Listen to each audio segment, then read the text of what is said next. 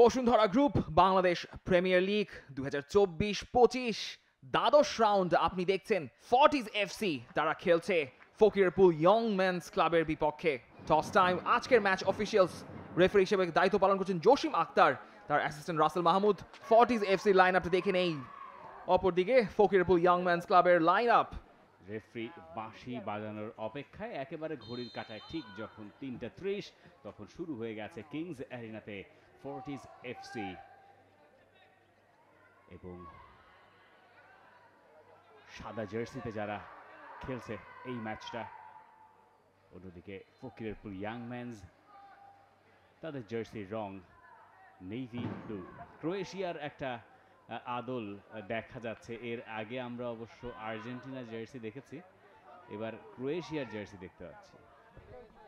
ক্রোয়েশিয়ার অ্যাওয়ে জার্সির একটা ধাঁচ আছে, কিন্তু অন্যদিকে সাদা আবার একটা রয়্যাল।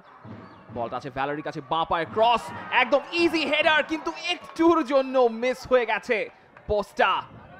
জুম্মন ক্লিয়ার চান্স ছিল ম্যাচের একদম শুরুতেই।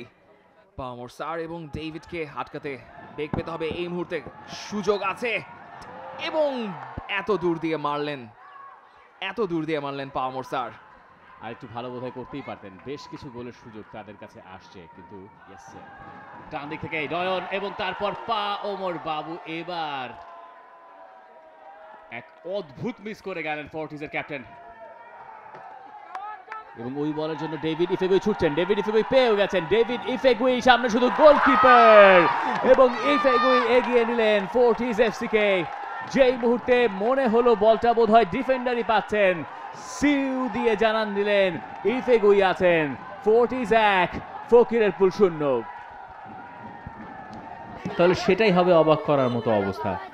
সেই চেষ্টাই এখন ফকিরপুল ইয়াং মেন্স করছে। রেফারির বাঁশি, কারণ একটা ফাউল হয়েছে, একটা ইয়েলো কার্ড ফাহাদ দেখতে যাচ্ছেন, দেখেও ফেললেন।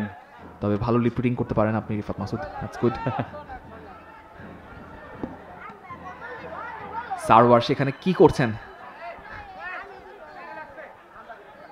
একটা লম্বা সময় ধরে একটা ঘটনা এবং সারওয়ার লাল কার্ড দেখলেন।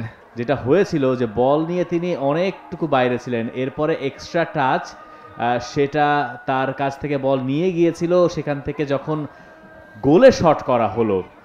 বরং এই ধরনের ঘটনা বা এই ধরনের মিসকিক ক্রিস্টিয়ানো রোনালদো থেকে লিওনেল মেসি সবার ক্যারিয়ারই আছে। যাই হোক, এবার ম্যাচে ফেরার সুবর্ণ সুযোগ বেন ইব্রাহিম ফর্টিজের বিপক্ষে ম্যাচে ফিরিয়ে আনেন ফকিরপুল ইয়াং মেন্সকে। যে মুহূর্তে মনে হচ্ছিল আর কোনো সুযোগ নেই, তিনি দিলেন না সিউ, তিনি খেলেন ডিগবাজি খেয়েই ম্যাচে ফিরলো ফকিরপুল ইয়াং মেন্স। বিগ ব্লো ফর্টিজের জন্য। এই প্রসঙ্গে পরে আসছে ইসা জালো সবাইকে কাটিয়ে হোয়াট আ মিস। এ কি ছিল আব্দুল্লাহ, কাকে কি বলবেন? আব্দুল্লাহ নিজেই তো জানেন। ইসা জালো সবাইকে কাটিয়ে একটা নাটমেগও করলেন।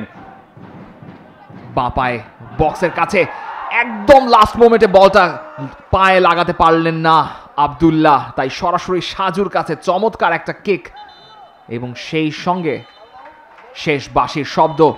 ডান পায়ে লাফিয়ে উঠেছিলেন,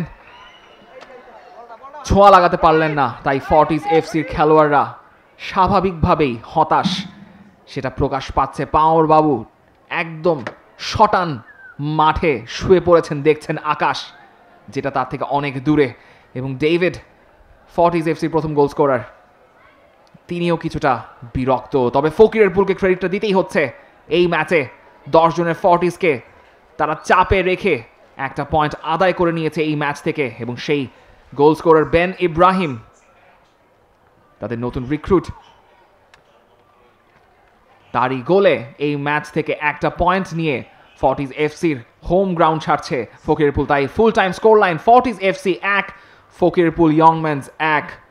For more updates, subscribe to our YouTube channel and click on the bell icon. Follow us on Facebook and Instagram. Download T-Sports app to enjoy exciting games and highlights. Visit tsports.com.